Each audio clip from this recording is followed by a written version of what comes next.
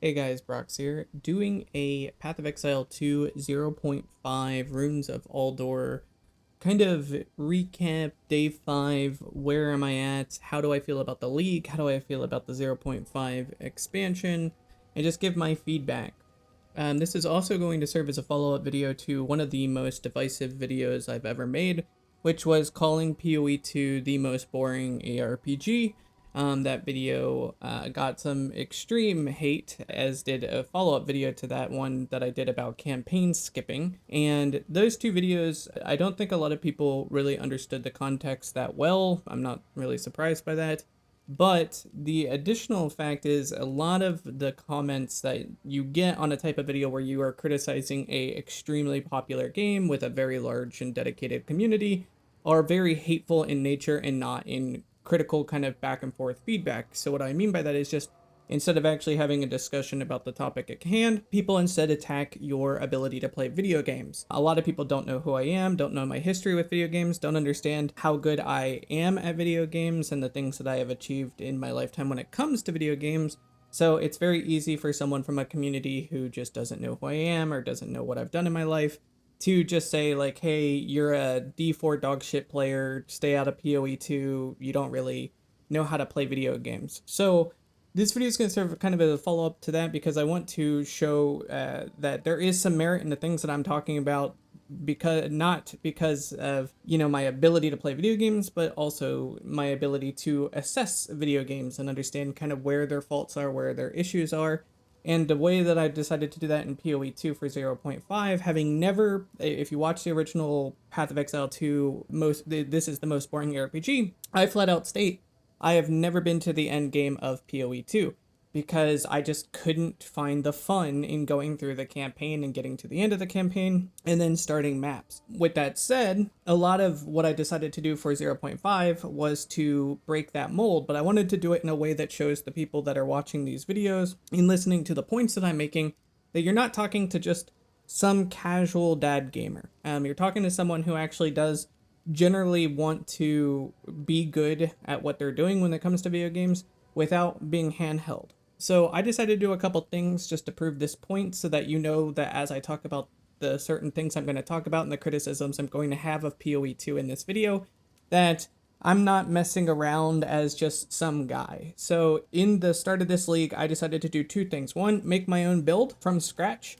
not follow any streamer, not follow any guide. It was something I created, I came up with. I don't know anyone else that's running it the way I'm running it. I don't think anybody else has anywhere near the same passive tree that I'm doing. And I did that completely from scratch. The second phase of what I was going to set out to do was I was going to do it in HCSSF, where it's just me and I can't die. And I wanted to see how far I could push myself to prove to you guys that you're not talking to just some dude. So I am still in HCSSF. You'll see here on my character, I'm level 77. On day 1, I was having a lot of internet issues, but even with the internet issues I was having and the PoE crashes that I was having, I finished day 1 at rank 637 in HCSSF. That's going through the full campaign with my own designed leveling build, by the way. I did not follow anyone else's guided leveling build. I made my own leveling build to get through the campaign on HCSSF. The day 4 finish, so where I finished in day 4, I'll pop up on the screen.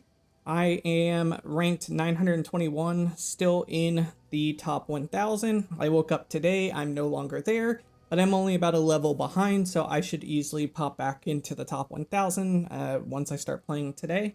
This video is being done before day 6 starts. So I'll probably pop back in and probably end up somewhere around 800 to 500 if I had to guess, as long as I obviously don't die. Then I will keep maintaining my status in the top 1000 of HCSSF. This is all to say that if you're going to be an asshole and you're just going to leave a comment to the criticisms I'm going to make in this video, that you just suck at video games, I'm here to prove that anybody who's following a guide or just doing Trade League or just doing softcore, or you're watching your favorite streamer who all of them have died at some point in their progress. I've watched quite a few rip clips. I think even Ben has died. To say, I'm not doing that. I'm in here doing HCSSF and pushing myself to show to you guys that I'm not just some dude. And I know how to play video games. I've been playing video games longer than most people who are commenting have been alive. So this is just to kind of go over that and just show you guys the points I'm making actually come from someplace. Now with that said, I'd like to cover quite a few topics. The first topic that I'm going to cover, a really annoying one, is where is the Abyss stash tab? Why do we have stash tabs for literally everything else? Ritual, Breach, Expedition, we have Essences, Deli, but we don't have an Abyss stash tab. The Abyss League has been out for like I think 2 different leagues now, and we don't have a way to like stash up Abyss items. That's really annoying. So I really wish we could find a place that these can go. Obviously it's gonna cost money, but it's better than being here. Like, this is just a weird spot for them to go. Same with these thaumaturgic fluxes. They, for some reason, don't go to the gem tab. That should be fixed. All of this should be fixed. Another thing that's really annoying is I am running gigantic, as you can see with my giant monkey here.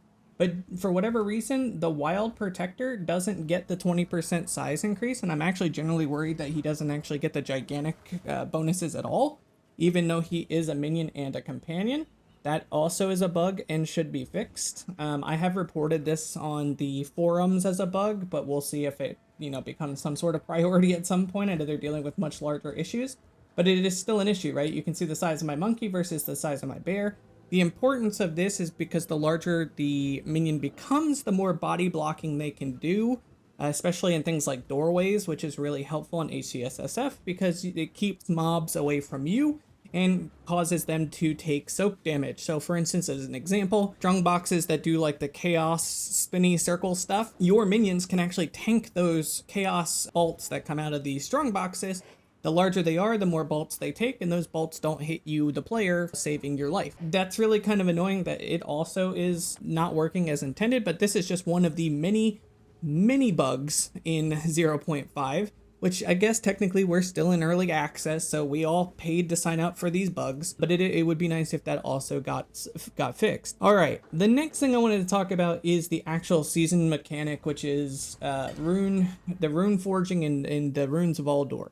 There are so many things wrong with this that are just super frustrating and super annoying, and I wanted to kind of talk about it because I don't like it. I don't think this is a good league. I don't think it's a good season. I actually would say this is probably one of the worst that I've ever seen or played. And what I mean by that is the rune smithing here, the rune forging, in general is just really boring and uninteresting. And so many things about it just aren't valuable.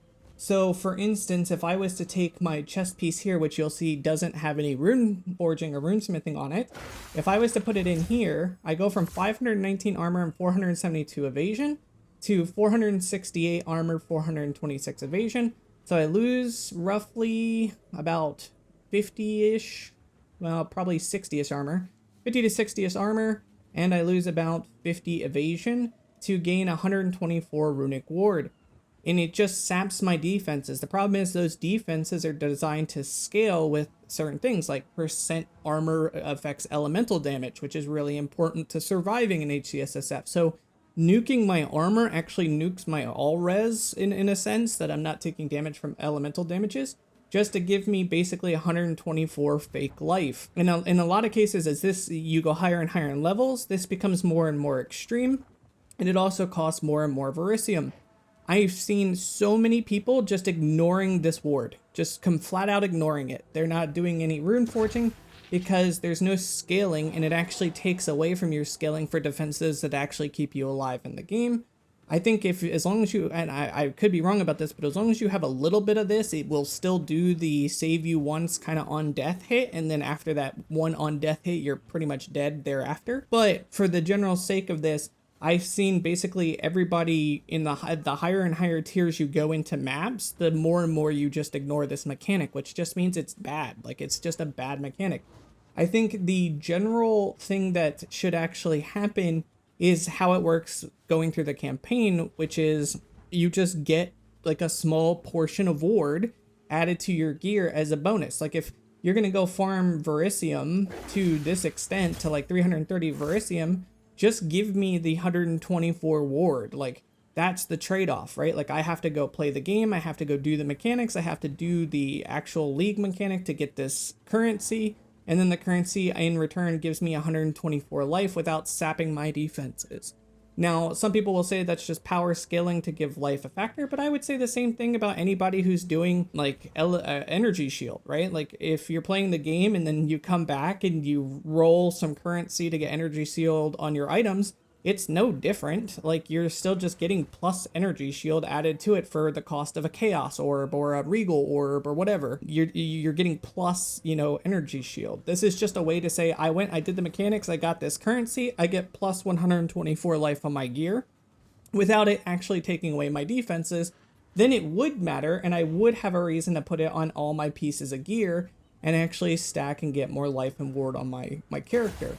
But as of right now, it's becoming, as I go higher and higher tier maps, it's becoming less and less valuable for me to spend my time on. The only interesting part about it is the ability to pull affixes out of unique items. So like if you get a unique item that converts cold damage to lightning damage, and that's what the unique does. And then you can then rune socket that onto a rune, and then you could put it onto a rare helmet.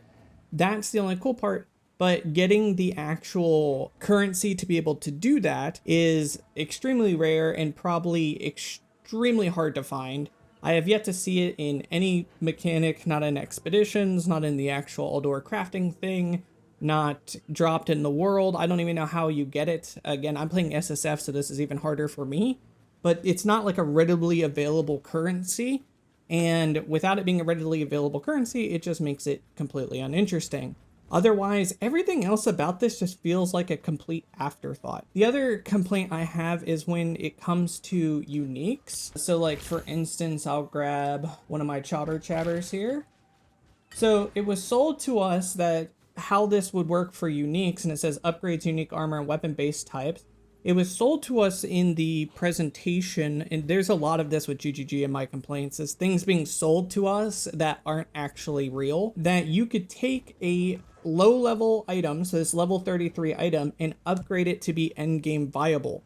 However, what actually happens is it upgrades it to be barely higher level. It goes from level 33 to level 55, and I think they all just go to level 55, which is not end game and not end game viable. But it doesn't do it for free. And what I mean by that is there is a cost associated with the upgrade.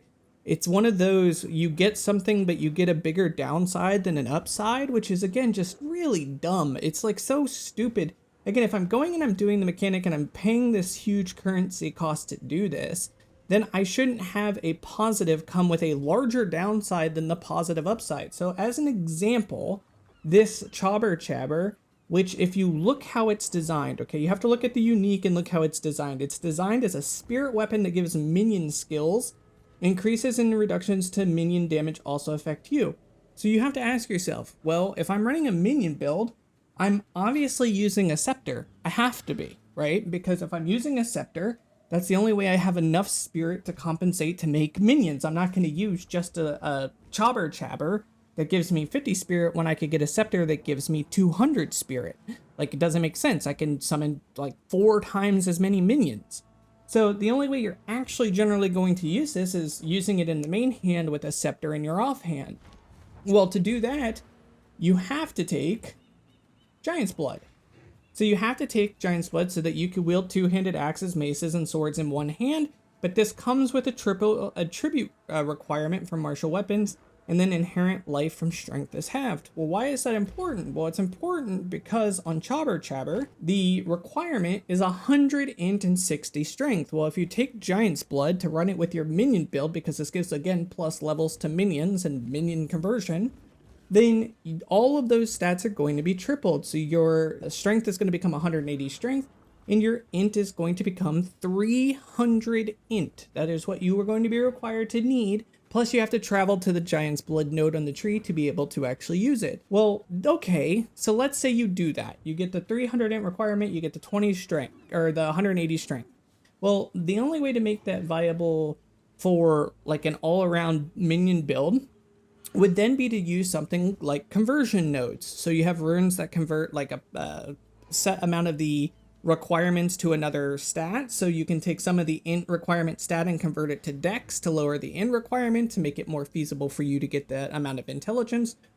Or you can vol corrupt it and pray that you hit the 20% all requirements reduced, which would bring the 300 int requirement down to 240, which is actually more manageable and doable with int on your gear, thus making it possible for you to actually use this in your main hand and then use a scepter in your offhand, which then you can run it. Well, if you want to use the quote-unquote endgame variant of this, you would expect that it would go from something like 140, 226 up to like 500 to 1,000, right? Somewhere in that range. 500 on the low end, 1,000 on the upper high end, because that's what two-handed maces are in endgame variants. They're somewhere between like 550 to 700, or if you have like a really busted one, 700 to 1,000. Somewhere in that range you would expect this to go to. But that's not exactly what happens when you plug this in. What you actually get is barely any difference in stats. You get 140 to 226 goes up to 229 and 347, which is worse than most gear at level 50. Like, this is actually worse than most hammers at level 50. And then, if you have noticed, you also get the huge downside that it raises the int requirement by 50. But that's not what actually happens, because again, if you remember, the way that you would theoretically use this in almost all cases is with Giant's Blood, which means that 50 is actually 150. Your int requirement just went from 300 to 450 to be able to use this. 450 int is impossible. You are not getting there easily trying to make this work with a Giant's Blood build.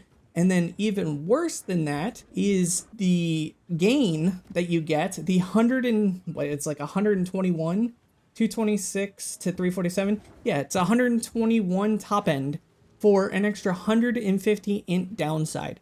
I said it again, 121 like on the top end to 150 int requirement as the downside. It makes no sense at all. And that's not even the only one. Like if you go and you grab, this has 118 evasion rating. We're going to plug it in here. We're going to see what we get. Oh, it went up by 100. That's what you get. You get 100 evasion rating and 69 runic ward. Nothing else changes. It's the same thing, but your end game version of this is 100 extra evasion, right? And again, this is what it was sold to us as. So if I keep going, let's say maybe, do I have an even higher level one? Here you go. Okay. So let's end gameify this unique, right? So we'll put it in here. 125 to 105, 234 to 208. Again, requires level 38. It doesn't, and just so you know, you don't get to like redo this over and over again. It's not like like for I'll even waste it. I'll do it here because I'm never going to use this. So if I take this and I plug it back in, you can't plug it back in. This is the final version of this unique. That's as good as that's ever going to be. So it's trash. It's like, again, it goes back to my point in my original video. It's as if no one tests the mechanics in this game. Like, it makes no sense. Again, it was sold to us that you could upgrade uniques to end game viability, and you can't. They're all garbage. They don't do anything. They don't even come close to being end game viable. And then again, your downside is worse than your upside. So it's like, why does this even exist? So the next thing I want to talk about is runic runes. So in the expedition tab, you can get the special ones here, and they can socket into your gear just like runes. Well, the problem is that they take up rune slots. So again, it comes down to an efficiency thing. It's like, do I want to use one of these specialized runes that are hard to come by or hard to get in place of defensives? So like right now in hardcore SSF, all of my runes are covering my resistances. And from what I understand, this is how a lot of people use their rune sockets, so that they can prioritize larger T1 stats on their gear. It makes sense. So you just cover for your resistances with your rune sockets. Now, the better your gear gets, you can start supplementing out some of these, but it doesn't mean that these are going to always be the most optimal thing. Like, for instance, probably the biggest one that I got is this one, because it adds the ability for me to add spirit to my boots, which is not something you can typically do in PoE2. You can't get spirit on boots. but having this be able to be something where I could put spirit on my boots that could potentially make something else in my build work or make it able to actually use is a big factor. But I have to give up so much either resistances or some other benefit that my build may need for just plus 15 spirit. And to me, again, when you're having to do these trade-offs between my defenses or plus 15 spirit or my defenses and, you know, plus 1 maximum number of elemental infusions, it's like you're just going to keep your defenses, you're going to keep your normal runes, which means a lot of these like runes are just completely invalidated. Like no one's going to use them because they're just not good enough to use.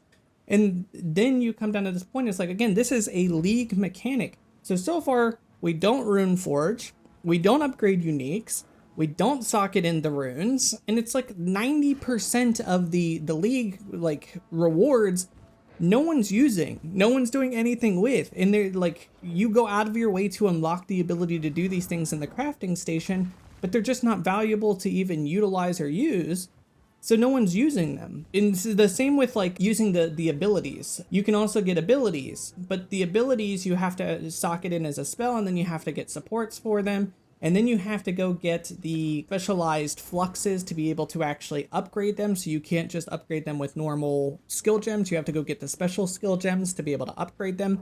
So there's all these extra steps just to use the abilities as well. But then you have to sacrifice your defenses to get runic wards so that you're able to actually cast those spells. So there's a layers on layers of like, hey, you have to give up your defense to get this offense in a game where defenses are so needed, to the point where most players, even your professional Path of Exile players, aren't playing hardcore because it's just too rippy if you're going to give up so much defenses for offense. So how would I fix this actually? Like, so it's important that if I'm going to criticize something, I want to actually offer a solution. Well, I think the easiest solution for the rune side of things, where you actually make these runes valuable, it's just simply give us an extra set of 2 runes or 1 rune. So like if there's 1 rune here, you get an extra one here. If there's 1 rune here, you get an extra one here.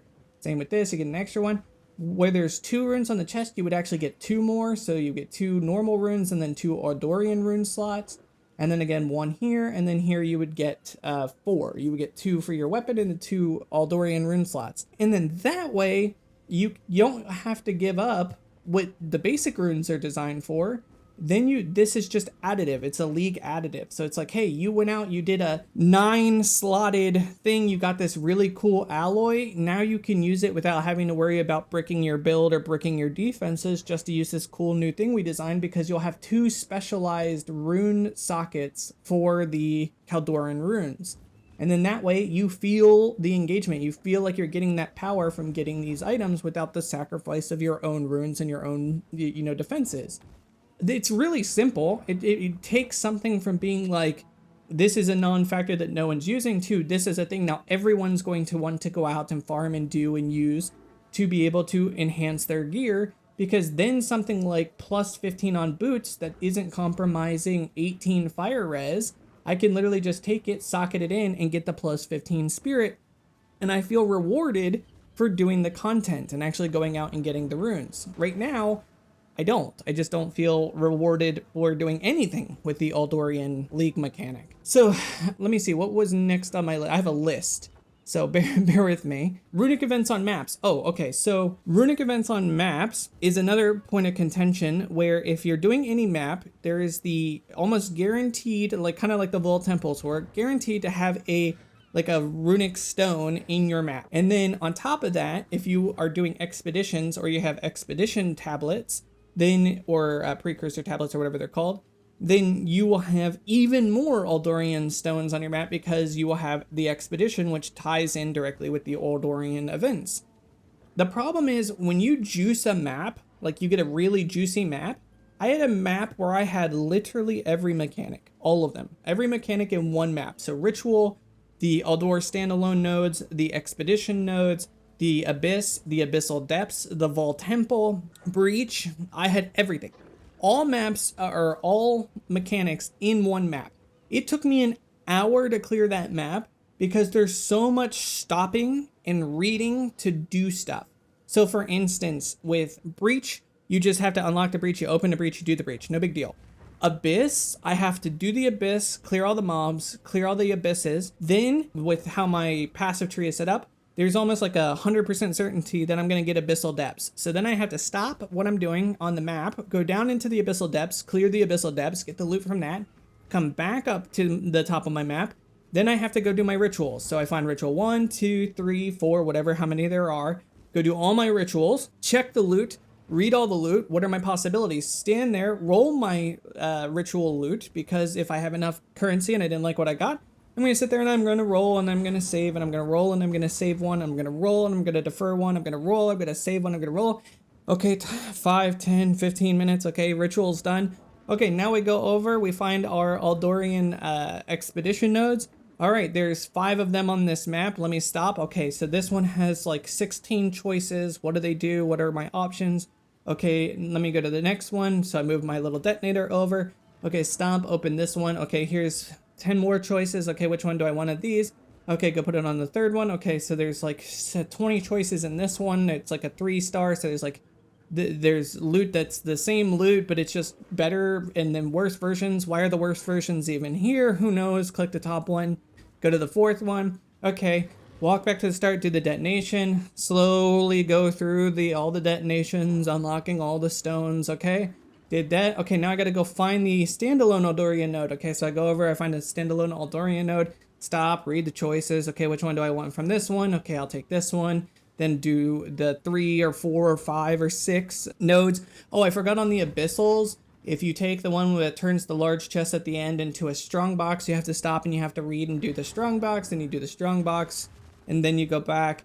And my God, the amount of just like stopping to just read or do something is so oppressive to just like playing the game. Like there's so much that you have to like engage with on a single map where it's just like, dude, I just want to play. Like I just want to kill monsters and play. Make this more seamless. Make it more kind of fluid for me to go through.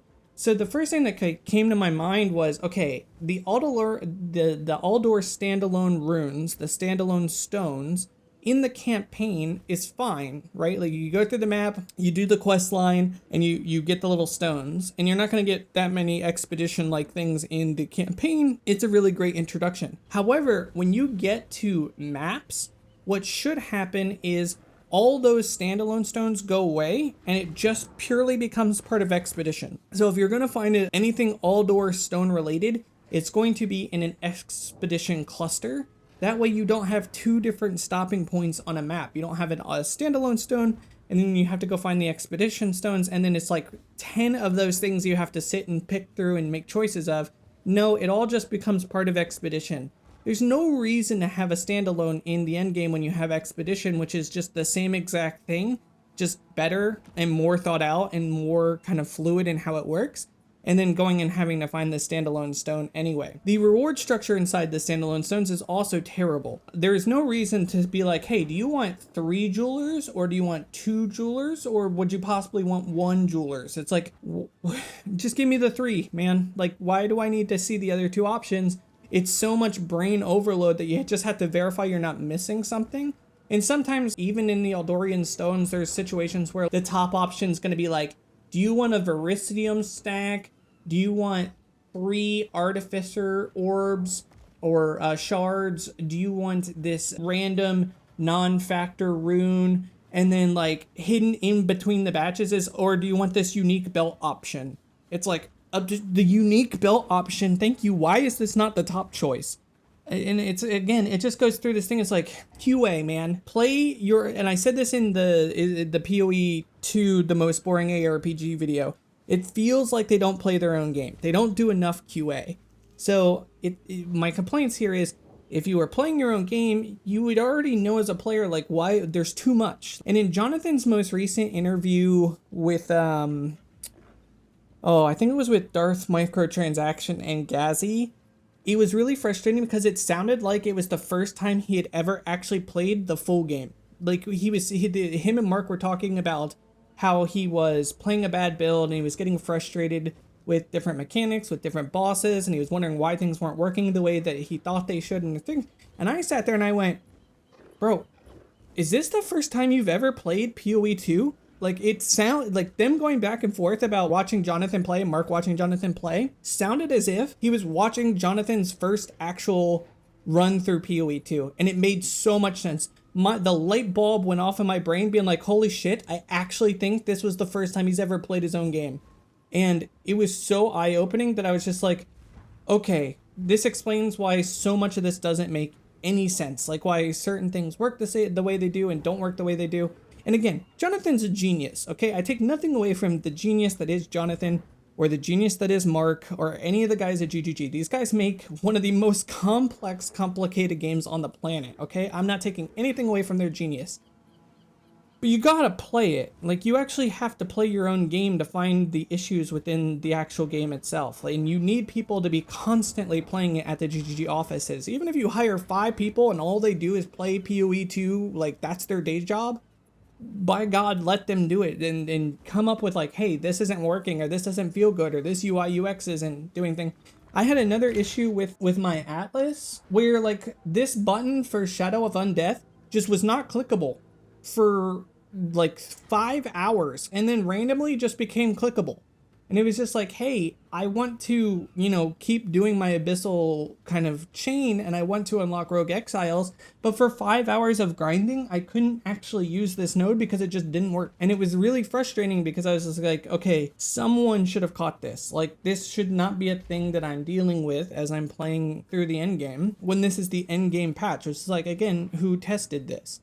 So that's really frustrating. So how I would fix basically the thing is, we've got to find a way to make things more seamless in maps. We don't need an Aldor standalone stone when you have Aldor expedition nodes. Just make it the expedition nodes. There's no real easy way to fix like rituals. Abyssal's perfect. The other thing that I've heard and I've ran into a little bit in my experience is Delhi is super scary.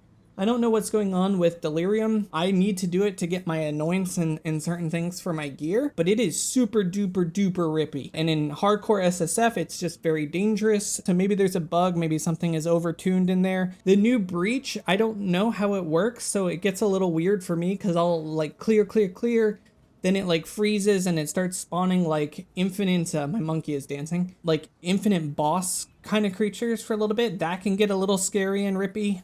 So that's just me having to learn how the new breach works. I don't like it, to be truthfully honest. My favorite league in PoE 1 was the early breach, where it was just literally hit the hand, kill as many monsters as you can, and unlock the little hands that gave you rewards. So the longer you could go, the more little hands that would spawn, and then you would just keep doing that until you got more and more rewards, and you'd see how long you could keep the breach open. Now it's a little bit different. I don't know if I love it. It feels more like they're going that like roguelite kind of mode where it's like you make some options, you make some choices, and then your breach does different things. Kind of like Infernal Hordes in Diablo 4. And I don't like Infernal Hordes in Diablo 4. I think it's the worst mechanic in D4. I don't think I'm going to like New Breach, but I need to do it more just to be sure that it is the way I think it is. It's just super scary to do Deli and Breach right now. Like, Deli and Breach are my 2 least fun things to watch out for, and then, or the Wisps. Specifically the Wisps. As far as, like, Vault Temple, I haven't really stepped foot in there. I've just been grinding Rituals and Abyss. Like, Rituals give some fat loot right now. There's some more, there's 3 more uniques I need to get, so Ritual has been a priority. And then Abyss is just super rewarding, easy to do, rewards, crafting, deterministic crafting, or omens and currency pieces for gear. So that's been my priority, is just focus on Abyss, focus on Ritual right now is through the HCSSF grind, and that's where I've been spending my time. And I like Expedition. To be truthfully honest, I actually like doing the expeditions. I don't mind the expeditions. That's the only point where I don't mind stopping. It's just when I do it and then I realize I have to go find the standalone stone on the map as well, that just gets too much. It's just honestly too much. And I also think the Aldor stone should only prompt 3 options. It should never be more than 3. So when you get the stones itself, instead of having 15 choices of 15 different gems or skill gems or currency options where they're duplicate currencies or whatever, it should literally always just be 3 options. 1, 2, 3. Pick one, and that's what you get. And yeah, this elongates like the process of finding and getting certain skill runs because you're not getting 15 choices every single time. But it's just so much smoother and faster if I could go in and be like, 1, 2, 3. Okay, those are what those 3 are. I want this one. and then go to the next one and it's only 3 options. It should only ever be 3 options, and it should be super quick to knock out. It should be like, boom, hit the stone, choose my option, and move on to the next one. So that's kind of my feedback for the Aldor season as it goes. I think the crafting is a complete failure. I think the unique upgrades is a complete failure. I think the rune system without having dedicated rune slots is a complete failure. I think the standalone stones are too oppressive on the maps. I do like it as part of the expedition. I think it works really well within expedition. It should stay within expedition. That should be how expedition always works. Expedition should just work this way going forward because I think it's rewarding, I think it's engaging, and I think it makes expedition more interesting. But it should just be dedicated that way, and they should only have 3 options per stone prompt. Okay, moving on. So the next thing to talk about is from my second video that people got really angry about, which was talking about campaign skipping. And in this, someone said that GGG said, so I read this on Reddit, that someone at GGG stated, don't bother practicing speedrun routes for 0.5 as so much of the campaign has changed. Now, I can't validate if this is a real comment from GGG. I'm just going to assume, given how much it was talked about, that it probably was something someone at GGG said. And then I'm going to tell you that was a flat out lie. Nothing in the campaign feels like it's changed at all. There's some minor adjustments that were made. Losing one dreadnought sector really didn't make the dreadnought feel any shorter in my sense. I still felt like I was going through the whole of the dreadnought to get to the boss in Act 2. And then waterways is slightly better, but it's still waterways, so you still have to go through that process. And then literally every other map is exactly the same. The length of time it took to get through the campaign was exactly the same. The way it plays is exactly the same. Nothing felt better. It still felt long, tedious, as it's always been. It's still without question the worst part of the game. And now that you have such a complete end game that is so interesting, this end game is so robust now with quest lines, quest chains to go do. Even if you started the game in the Ziggurat Refuge, and I'm not saying this is how campaign skip should work, but I'm just saying if they just plopped you in Ziggurat Refuge, no campaign, and said go, there is well over 100 hours of content that you will have to get through to basically do all the quest lines for Abyss, Breach, Delhi, Ritual, Vol Temple, the main Arbiter of Ash, the second Arbiter. There's so much that you still have to do if you just got plopped in the end game that you'd have well over 100 hours of content easily. I mean, easily for a normal player. The campaign is just this awful experience from start to finish that you have to do on every single character. I hate it. I honestly hate it. And it's not interesting. And everybody who says that it is interesting is just flat out lying. The way people play the campaign has no bearing. They keep saying test your build and see if your build is viable, test your build and see if it functions the way you think it's gonna. But that's not at all how people play the campaign. The campaign is played by picking 2 skills that have broken interactions together, and you completely ignore everything else. You're not crafting, you're not doing anything with currency. You're probably gambling a little bit here and there as you go through. Once you hit King's March, you probably gamble for seeing if your gold can become some sort of upgrade. But you're literally just picking 2 busted abilities and then clearing the entire campaign. And then endgame is where you actually have to start using your brain, right? You actually have to start thinking, okay, where am I going to go first? What currency farm method am I going to start focusing on? What am I going to use my currency for that I do get? How do I want to navigate this map? Whereas the campaign, it's literally the whirling slash thing and twisters, right? Those are your 2 things that work together that are broken. Or in my case, what I used was Lunar Assault and Fragmentation rounds. Why did I use Lunar Assault and Fragmentation rounds? Because Lunar Assault has an insane freeze rate, multiplicative freeze rate capability, and Fragmentation rounds does 600% damage to anything that's frozen. You can literally blow up the campaign with those 2 abilities. Just cruise right through it, bosses and all. You get a boss that has ads, it instantly dies with just Lunar Assault and Fragmentation rounds. And you just go through and you find all these these 2 skills that will do 600+% damage together.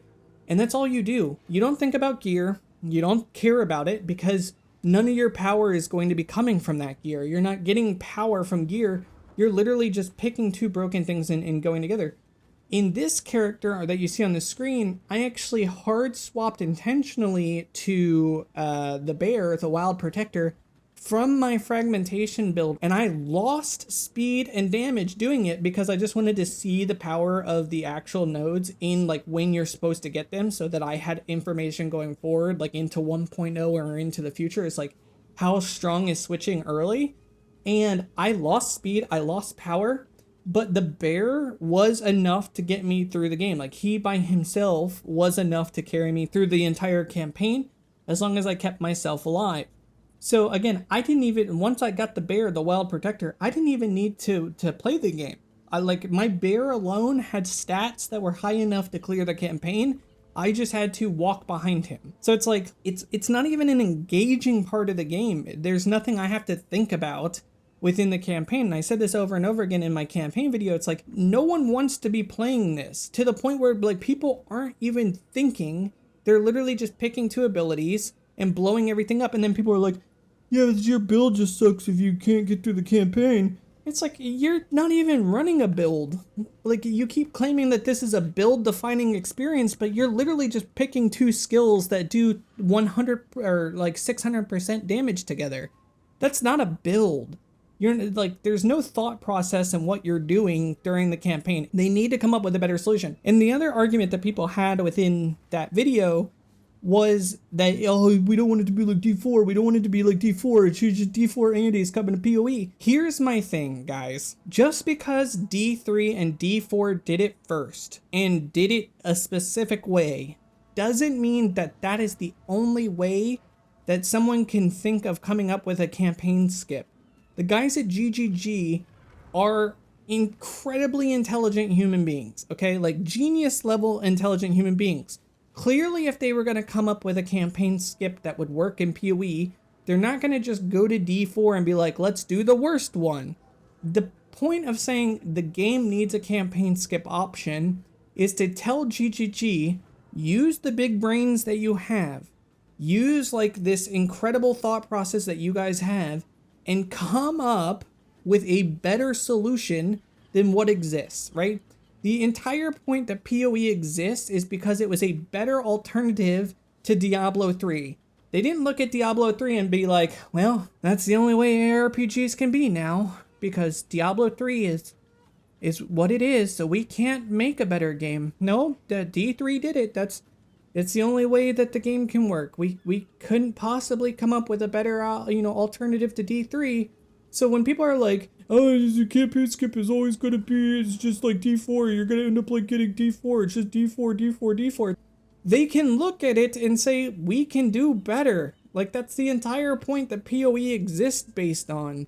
So if they looked at D4's campaign skip and said, we could do better than this, let them at least try to come up with a better concept, so that we're not all playing the same campaign that people are still complaining about. If you go to Reddit and you go to the forums right now, the top posts on Reddit for the past week and on the forums, the top post on the forums and the top post on Reddit is people wanting campaign skip. It is literally the top post. It is the most talked about and divisive thing that people want in the game, because the campaign is still bad. With all the changes they made to the campaign, or lack thereof changes that they made to the campaign, it is still the worst part of the game, without question. So it's like, let them at least try something. Let them at least come up with an alternative strategy. It doesn't have to be D4. You don't just have to start at the ziggurat. Let them come up with an idea where they're like, hey, we get it. You guys don't want to run the campaign every single character, every single season. Here's an alternative idea that fits the Path of Exile requirement. It makes it to GGG's standards. But just putting it down, be like, we don't want D4, we don't want D4, we don't want D4, is just undervaluing the capabilities of GGG to come up with a better solution that is the foundation of why Path of Exile even exists. They didn't look at D3 and just be like, oh, we can't make a better ARPG because D3, they did it first, so we just can't make Path of Exile. No, they came up with a better version. Let them try. Like, let them at least think about something that is better than the current campaign. So another thing from my standpoint, going down my list, another thing from my standpoint, certain boss minions do not have their abilities. This is another bug that's really frustrating. because we can't tell, you know, what capabilities could compete with Monkey, even though nothing can compete with Monkey, which I'll get into in just a second. But if we went and we looked at Mighty Silver Fist here, and you see he has basic attack, basic attack, basic attack, slam 1, slam 2, and basic attack here again, you can kind of see all his different abilities and what the different ones do to some extent. Even this is not exactly accurate because one of these is actually his reaction slam, but it's just listed wrong. But if I, for instance, went here and pulled out this guy, this is the Scorpion from the Interludes, from the desert with the Devourer clone guy with him. He does multiple different things. He does a basic attack. He does a second basic attack. Both of his claws do basic attacks. He does an AoE tail swipe. He does a burrow attack where he goes underground and then shoots up in the air and slams down again. He does a tail slam attack where he takes his tail and he slams it in the ground in front of him. He stands on his tail and then shoots poison barrages out at enemies like poison missiles. He has a bunch of abilities, right? Guess what? You have no idea what those are because he doesn't have them on his stats. I couldn't tell you how much his slam does. I couldn't tell you how much his poison missiles do. I don't know the poison application rate of the poison missiles that he does. I don't know what the burrow attack does. I just know he has basic attack, and basic attack, and they're all exactly the same. So it's, again, a QA problem where no one tested the game. No one looked at all the possible beasts that you could capture and utilize and say, hey, how is the player supposed to scale this minion when there's no details on how this minion works? I came in here and it's like, wait, does he literally only have claw, and tail hit? Or does he actually retain his abilities? Then I used him. He uses all his abilities. Like, he does everything he does in game, except you can't scale it because you have no idea how it works. It's stupid. So it's just another issue of like trying to build around a build or trying to build around a play style, and then it just doesn't work because you can't. The next thing to talk about is this problem right here, which is all of the minions in the game, all the boss minions and companions in the game have a 5% base critical strike chance and 100 base critical strike damage. All of them except for, of course, and everybody already knows this, but I'll put it in my video anyway, all of them except, of course, Monkey. Monkey has a 25% base critical strike chance and a 250% base critical strike multiplier, meaning he is without question the best boss minion. There is nothing that even comes remotely close.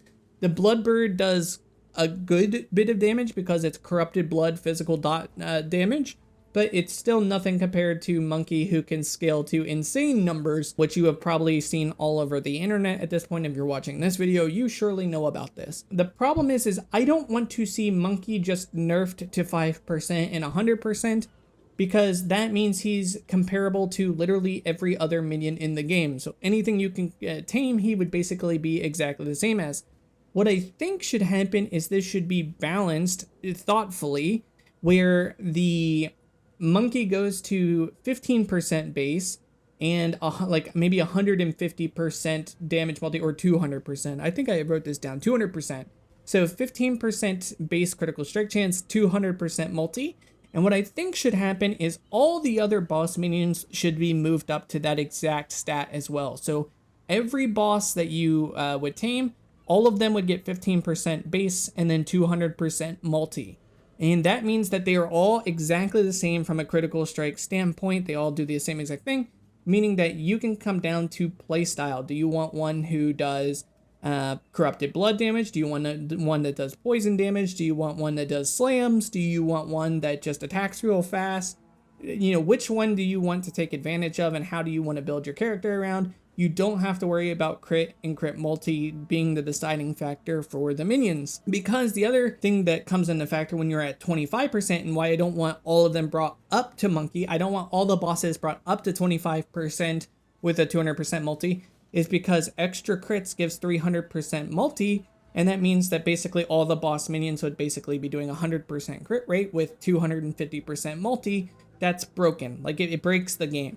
Whereas if it was 15% crit base and you got extra crits, then you're only at 60% critical strike chance at best without having to invest in other areas to give more critical strike chance, which then becomes an investment you actually have to think about through jewel sockets or gear sockets. And then crit multi being at 200%, it's just a 3x multiplier as a base rather than 250%, which is 3.5x. That feels more realistic. It makes the boss minions feel like boss minions, but it doesn't take away from them all being relatively equal. Just then you choose which one and how do you want to use it and for what purposes do you want to use it, making other bosses just as viable as Monkey. Right now, I think it's broken that Monkey has this over every other boss, and I do think they should do a mid, like this is one of those circumstances where I think they should do a mid-league adjustment where they nerf Monkey a little bit, but they raise up all the other bosses, so it's a global buff to all the other boss minions, but a nerf to Monkey, and I think that's hugely important so that there's choice in decision making within this ascendancy. I don't want to have to wait 7 months to be able to get that adjustment. I think that adjustment should happen sooner than later so that there's more variability in the playstyle.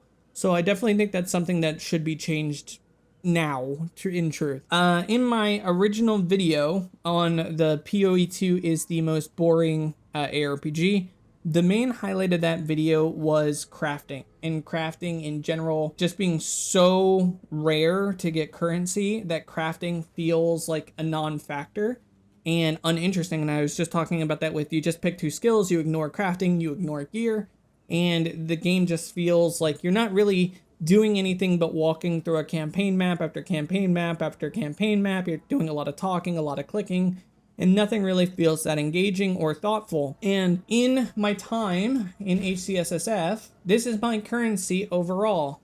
I've had 2 chance orbs, which I used on 2 normal heavy belts, and they both got deleted. I didn't get anything good out of that. I've had maybe 20 of these, maybe 30 of these. Like if I had to guess from like the ones I've used and the ones I haven't used, maybe like 20 here and 30 here. I've used a couple of each.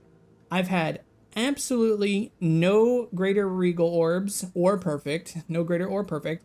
I've had 1 greater exalt. That is the only greater exalt I've gotten, and I've not seen any perfects. I have not gotten any greater chaos or any perfect chaos. I obviously haven't gotten a mirror. I haven't gotten whatever the hell this is. I've not gotten any annulment orbs, and I've gotten probably 30 or so Orb of Alchemy since hitting endgame. So since hitting endgame, I've gotten 1 perfect jewelers, which you'll see I used on Monkey. You'll see I don't have it anywhere else, so I don't. That's the only one I've gotten. And then I've gotten 6 graders and then a bunch of lessers, which are completely useless now because I mean they're just trash that I can't use. And then like these are all from salvaging. So salvaging gives me these. With these, I've used a few of these. I'd probably say probably 20 or so in my time I've used of these, and I still have 11 left over. I've gotten probably 15 Gen Cutter prisms. You can see that I used a couple of them on Monkey is at qual 20, and Berserk is at qual 20, and Blasphemy is at qual 20. So whatever that's required, none of these have qual. That's why I'm not checking them. Like that doesn't have qual. You can't qual these. So it's only those 3 at 20, and then this one here that is left over. Improves the quality of flask. I haven't used because I'm going to be changing out my flasks, and then I'll qual those that I get. And then, you know, these are obviously the Abyss currencies. And then 5 Divine Orbs. And in SSF, this is mostly meaningless until I get to base item level 81, and then I can start actually using these for some benefit when I can roll higher tier values. I'm basically just stacking these up. So these are the 5 divine orbs that I've gotten to this point. With that said, what does that mean? That means my crafting has been just basically a non-factor, and since I have to craft maps, like most of this currency, the regals and the exalts are going to map rolling and not gear rolling. And like for instance here, I built this and then I'm going to slam it with probably this preserved rib to see what I get. But beyond that, like the crafting really isn't engaging at all. And my point in my original video was I'm not engaged with doing anything that is making my character better or me designing something like from a crafting point that makes all this currency and grind worth it, because it's so rare to come by, interesting and good crafting material that wasn't like this in PoE 1. To my point, and I put this in bold letters in my notes, if the entire crafting system in the game is only functional at tier 15 maps, then it fucking sucks. Like, your system sucks.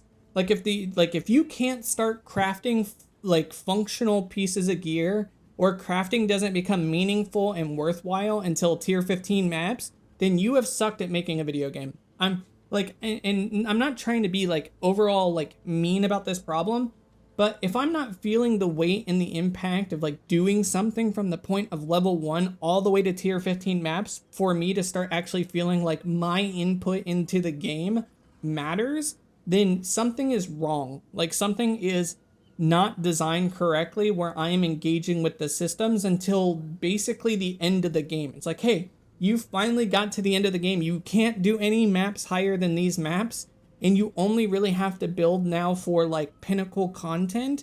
Now crafting starts to matter, because now you have enough currency, or you can juice maps enough to actually get currency. So like, for instance, this is all my abyss currency currently, right? So that like 1 1 2 3 2 1 6, I have a lot of these. 1 1 1. I've probably used 5 of these if I had to guess. So this is probably like really 6. I have done all of these maps in the abyss area, like, and all of the maps over here and over here, I had abyssal tablets. So if we go like, where are those? Fragments? Tablets? Abyss. I've been using these on every map outside of the Abyssal Zone, because I realized that when I was using them on the Abyssal Zone maps, I was basically overlapping and burning these tablets while I was in the Abyss area. So anytime I step out of the Abyss area, I use an Abyss tablet to generate abysses on my map. And then I've been doing, intentionally, the Abyss section for the quest, doing the quest lines and stuff here in the Abyss area, and then unlocking all of my points in the Abyss area by doing all the maps. So I've been basically exclusively doing Abyss, and this is all my currency. That's it. That's all the currency I've generated. I am approaching tier 10 maps on HESSF, and this is all I've generated from doing exclusively Abyss, which goes back to my point. If the crafting in the game doesn't get interesting or functional until tier 15 maps, then Jonathan's vision is failing. And I go back to what we talked about before. It feels like Jonathan has never played this game, and from his Darth microtransaction and Ghazi interview, it starts to make sense when he starts talking about him playing and Mark watching him play, that I don't think he actually plays this game, and he doesn't understand that you can't have a game where all of the crafting is hidden behind the highest of high tier maps in the game, where you don't feel like you're actually doing anything until you've basically beaten the game. It's boring, it's bad, it's badly designed, and I go back to my point from that original video. You have tiered currency. I think this is the most genius thing that they could have did in Path of Exile, because to my knowledge this doesn't exist in PoE 1. You have tiered currency, which means this could be the campaign currency. This could be white map yellow currency, and this could be red map currency, right? And then you could be generating this, which means you could generate thousands of these and lock a tier structure. So like, this Exalt at this level can only generate tiers like tier 8 to tier 6, right? That's the roll range of this Exalt. Then this Exalt could be tier 5 to tier 3, and then this Exalt could be tier 2, tier 1 guaranteed rolls, right? So this will always be T6 to T8 rolls, this will always be T5 to T2 rolls, and this could always be T2 and T1 rolls. And then what that essentially lets you do without like people blowing up in like power is you can give the player thousands of these if you wanted to. You could say, here, have 1,000 of all this currency. You'll generate so much of this currency that it won't matter, because you're locked to a tier range that keeps your power within the band of like white maps. And then as you're doing white maps and you're progressing up to like tier 5 white maps, then you start getting this currency.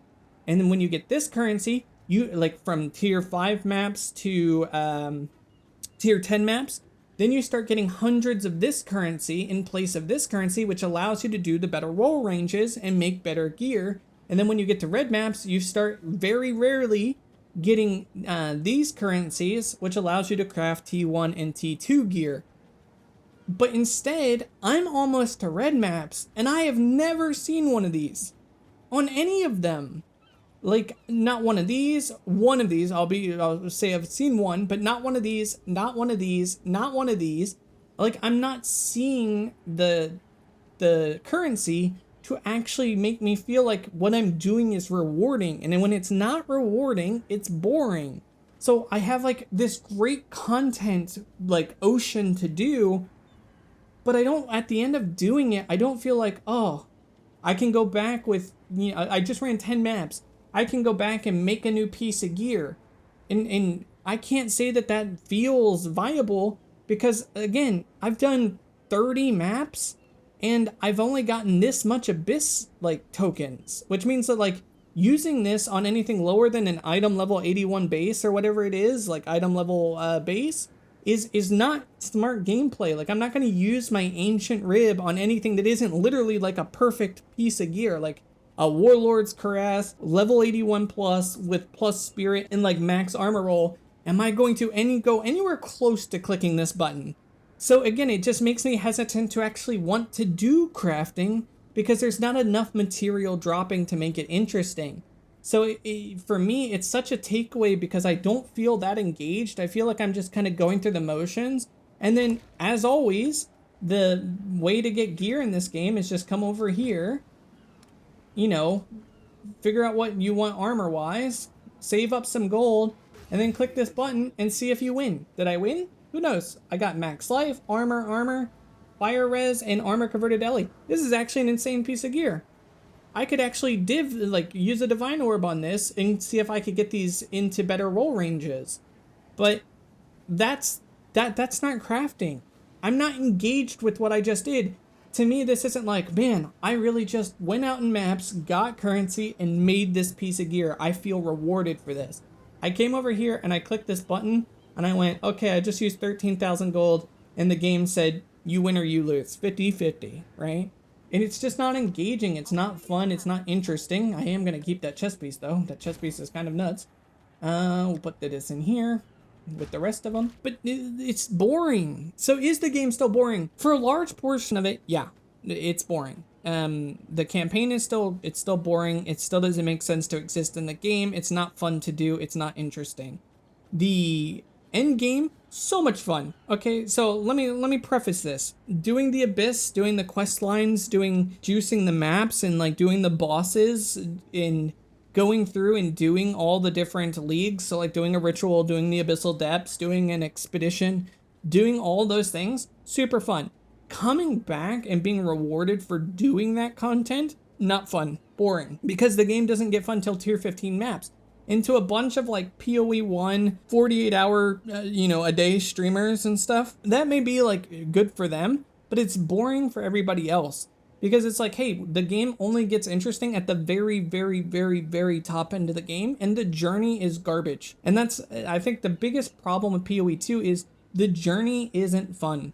The top end gets fun, but the journey itself is not fun. And that's something they need to look at fixing. Oh, another thing to notate in the video is you'll see on these map nodes that it'll say requires a certain waystone. So like this says requires waystone tier 6, and then this one over says requires waystone tier 6 or higher.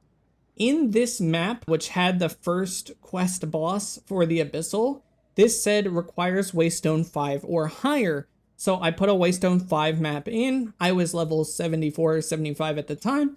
Waystone 5 maps are level 69. So I was like, all right, I'm pretty safe. I can do this quest. I know I'll be quite a bit higher or over leveled for the boss. I don't know the boss. I don't know the boss's mechanics. I should be fine being at least 5 levels over. I feel confident that I should survive at that point. However, when you got to the boss, unbeknownst and notified to the player, only because you only had to put a Waystone 5 in here, when you go to the boss's chamber, it goes from level 69 to level 79.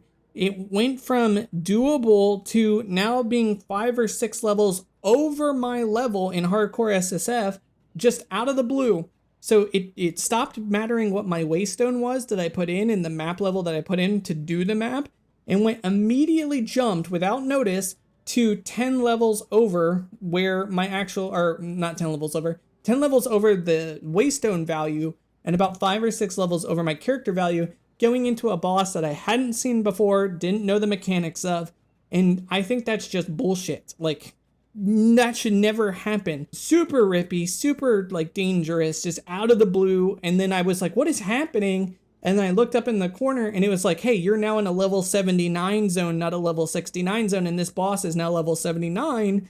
And the mechanics of this boss are also skewed towards level 79, which did not take in the values of my Waystone. It was just its own set value range. So you have to be really, really careful, because they don't warn you, they don't tell you, and it just comes out of nowhere, and you'll be doing a lot less damage and you'll be taking a lot more damage.